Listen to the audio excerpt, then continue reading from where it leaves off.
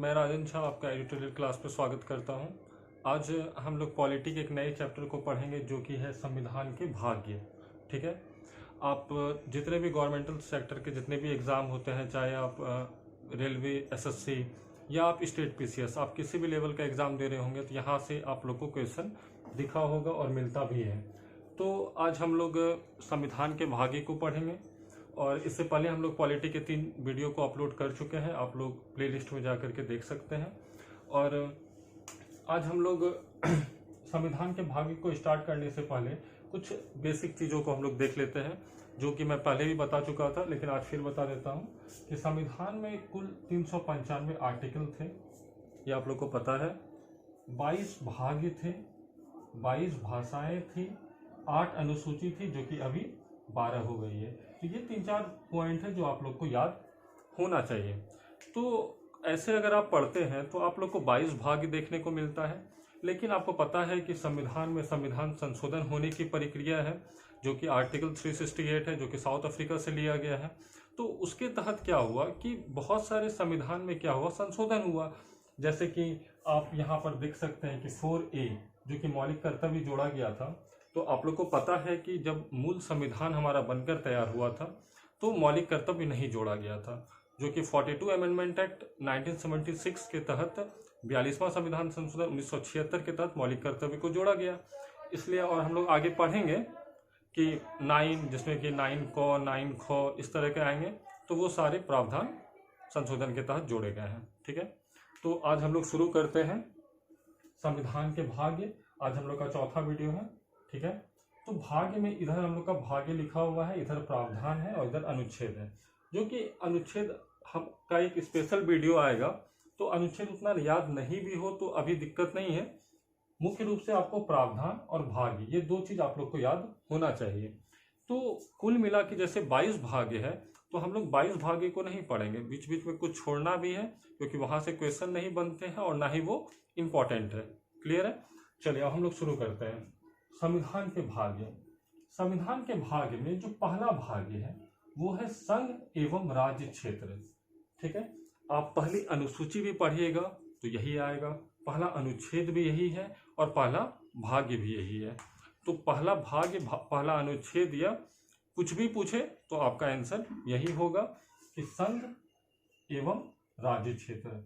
ठीक है, इसमें आप लोग देखते होंगे कि किसी भी स्टेट का नाम बदलना है या किसी स्टेट को जोड़ना है या किसी को हटाना है, तो ये जितने भी प्रोसेस है वो सारे किस में है, पहले भाग में है, जो कि किस अनुच्छेद के तहत, आर्टिकल 1 to 4।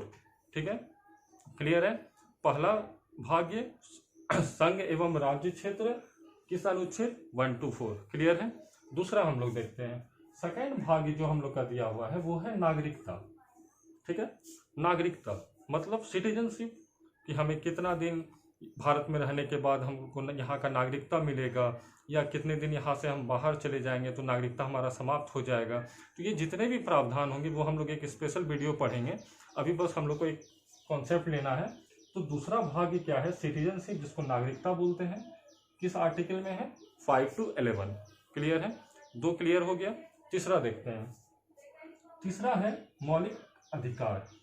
ठीक है, फंडामेंटल राइट, जो कि 12 से 35 के बीच में है। आप लोग को पता है कि मौलिक अधिकार जिसको हम लोग फंडामेंटल राइट बोलते हैं, और आपको ये भी पता होगा कि पहले 7 मौलिक अधिकार थे, अभी कितने हैं, 6 मौलिक अधिकार हैं, जिसमें कि राइट टू प्रॉपर्टी, संपत्ति के अधिकार को समाप्त कर दिया गया है और उसको 44 अमेंडमेंट एक्ट 1978 के तहत 300 क में रखा गया है, जो कि अब एक लीगल राइट है।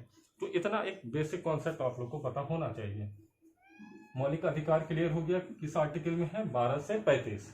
तो ये 3 हो गया। चौथा हम लोग देखते हैं डीपीएसपी। डीपीएसपी क्या होता है, directive principle of state policy, जिसको हम लोग राज्य के नीति निर्देशक तत्व भी बोलते हैं। ठीक है, तो यहाँ पर क्या है कि राज्य से जुड़ा जितना भी काम होगा वो सारे इसमें जुड़े हुए हैं। ठीक है, और ये न्यायपालिका को बाध्य नहीं है, वो न्यायपालिका को नहीं बता सकता है, लेकिन ये राज्य में जितने भी काम होंगे वो सारे इस चौथे भाग्य में, जो कि हमारा डीपीएसपी है, राज्य के नीति निर्देशक तत्व, किस आर्टिकल के तहत है, 36 से 51। ये सारे का एक नया वीडियो आएगा, अभी बस हम लोग को एक कॉन्सेप्ट ले लेना है। क्लियर है? देखिए चौथा ए, ये जो 4A है ये है हमारा मौलिक कर्तव्य, जिसको हम लोग फंडामेंटल ड्यूटीज बोलते हैं, ठीक है, जो कि 42वां संविधान संशोधन 1976 के तहत इसको जोड़ा गया, ठीक है, जो कि 51 कौ में रखा गया है इसको। तो यहाँ से बहुत बार क्वेश्चन पूछता है। अभी आप जो हाल फिलहाल में दरोगा का एग्जाम हुआ था वहां पर भी एक क्वेश्चन पूछा गया था कि मौलिक कर्तव्य को किस अनुसूची में रखा गया है, सॉरी किस भाग में रखा गया, तो 4A, और किस आर्टिकल में, तो 51 कौ। क्लियर है, 4 हो गया। 5वां देखते हैं हम लोग संघ, ठीक है। संघ मतलब केंद्र। केंद्र में आप जितने भी देखते हैं, चाहे वो राष्ट्रपति हो या प्रधानमंत्री हो या उपराष्ट्रपति हो, जितने भी केंद्र के बड़े बड़े पोस्ट हैं वो सारे किस में आते हैं, 5वें भाग में आते हैं, जो कि 52 से 151 आर्टिकल के बीच है, ठीक है। तो 5 पॉइंट हम लोग क्लियर हो गया। अब हम लोग रिकॉल कर लेते हैं फिर से।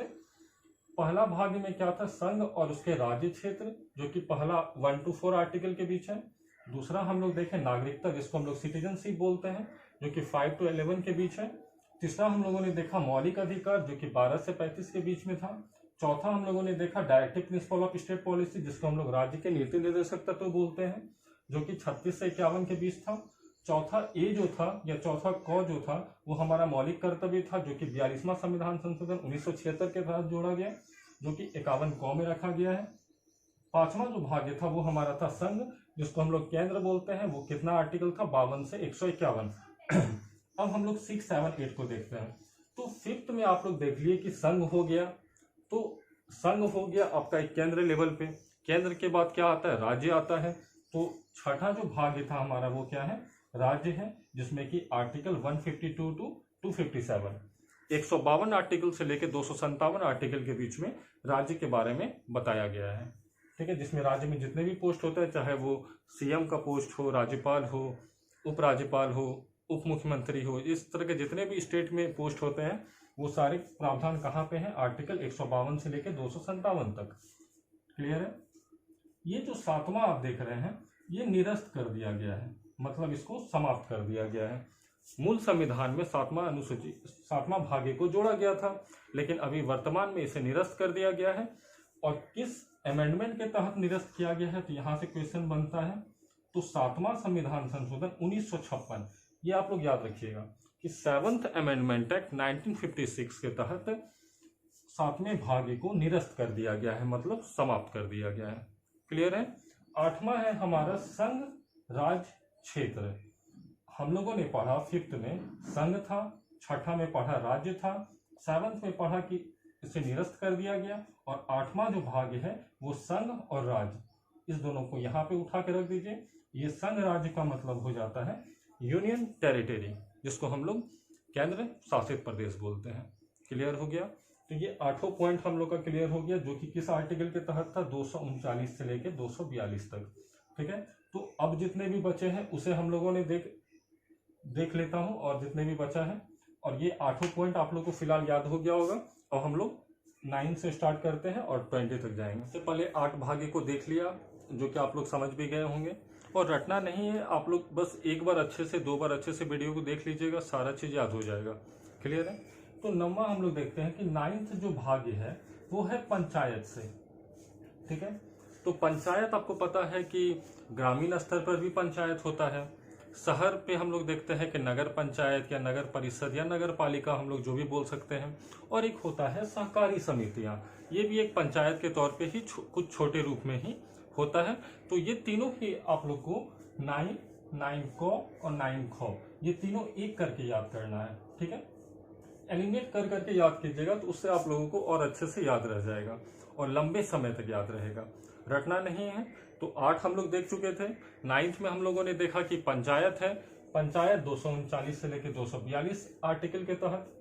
9 को जो है वो नगर पालिका है, जो कि शहरों में होता है, इसी हम लोग नगर पालिका या नगर परिषद या न्यायपालिका हम लोग कुछ भी बोल सकते हैं, सॉरी नगर पालिका या नगर निगम या नगर परिषद कुछ भी बोलिए, जो कि 9 को में है, जो कि किस आर्टिकल के तहत है, 243। 9 खो जो है वो हमारा क्या है, सहकारी समितियां हैं, जो कि आर्टिकल 243 के तहत ही है। तो यहाँ पर आर्टिकल इंपॉर्टेंट नहीं रख रहा है, आपको एक भाग एक सही क्रम में याद होना बहुत जरूरी है। ठीक है, तो इस तरीके से हम लोग 9 को और 9 को ये तीनों ही देख लिया। इसको एक साथ करके याद कीजिएगा। 10वां जो भाग्य है वो है SC/ST से, मतलब अनुसूचित जाति या अनुसूचित जनजाति के क्षेत्र का वर्णन।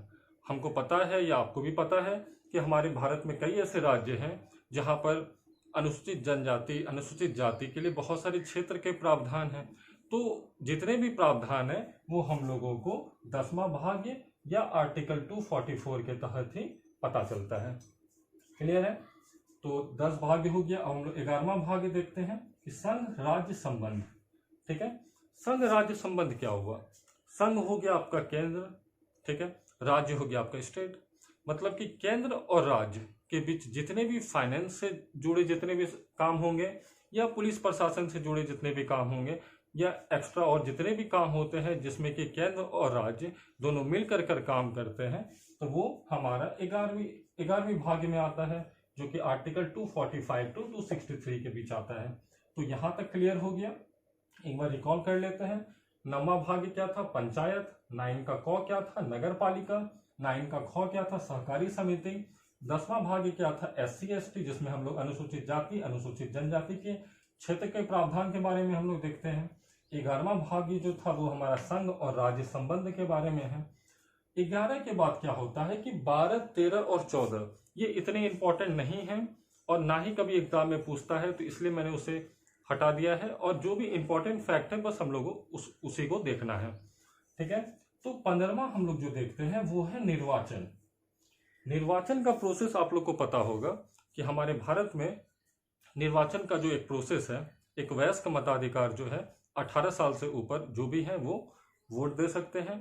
तो निर्वाचन में ही हम लोग इलेक्शन कमीशन के बारे में हम लोग पढ़ते हैं। ठीक है, जो कि आर्टिकल 324 टू 329 के बीच है।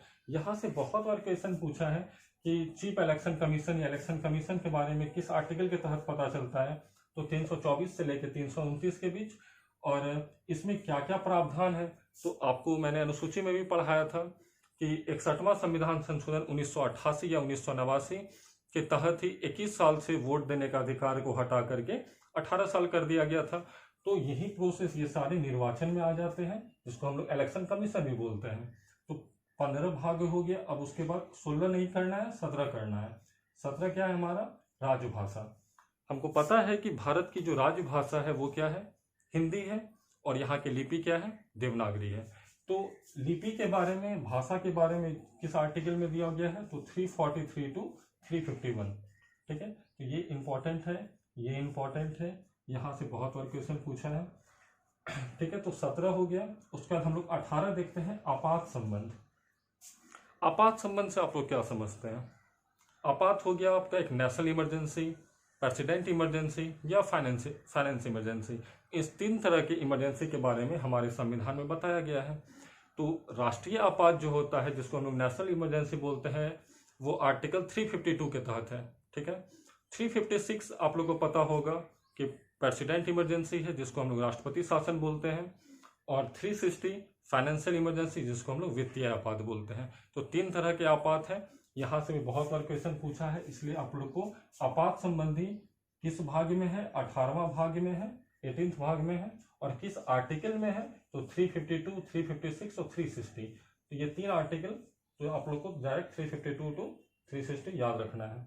और लास्ट 19 हम लोग को नहीं देखना है, फिर 20 देखना है। 20 क्या है? संविधान संशोधन। अभी हम लोग जितना भी पढ़ रहे हैं, आप संविधान में जितने भी भाग्य आप देखे होंगे कि 22 भाग्य हम लोग पढ़ते हैं, लेकिन अगर आप क, ख, ग, घ, ए, बी, सी, डी करके अगर आप लोग देखते हैं तो कुल मिला के 25 भाग्य हम लोग को देखने को मिलता है। ठीक है, लेकिन जो मुख्य रूप से जो प्रावधान है वो 22 भाग्य का ही है। और जो हमारा 20वां भाग्य है वही है संविधान संशोधन। किस आर्टिकल के तहत? 368।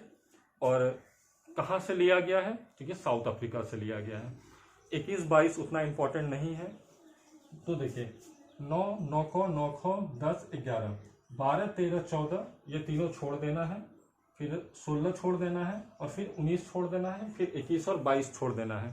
तो इतने से जो भी मैंने छोड़ा है वहां से क्वेश्चन ना कभी बना है और आगे भी नहीं बनता है, क्योंकि वो उतने इंपॉर्टेंट नहीं है। ठीक है, तो हम लोग को एग्जाम के पर्पज से, पीटी निकालने के पर्पज से पढ़ना है। तो जितने भी भाग्य हैं आप लोग 1 से 2 बार देखिएगा, आपको हर एक चीज़ कॉन्सेप्ट हो जाएगा और रटिएगा नहीं, आप लोग को याद हो जाएगा। और अच्छे से वीडियो को देखिए, और आगे और भी सारे चैप्टर के वीडियो आएंगे, इंपॉर्टेंट आर्टिकल सब भी आएगा। तो धन्यवाद, और आप लोग जितना ज़्यादा से ज़्यादा हो सके लाइक और सब्सक्राइब और शेयर कीजिए। धन्यवाद।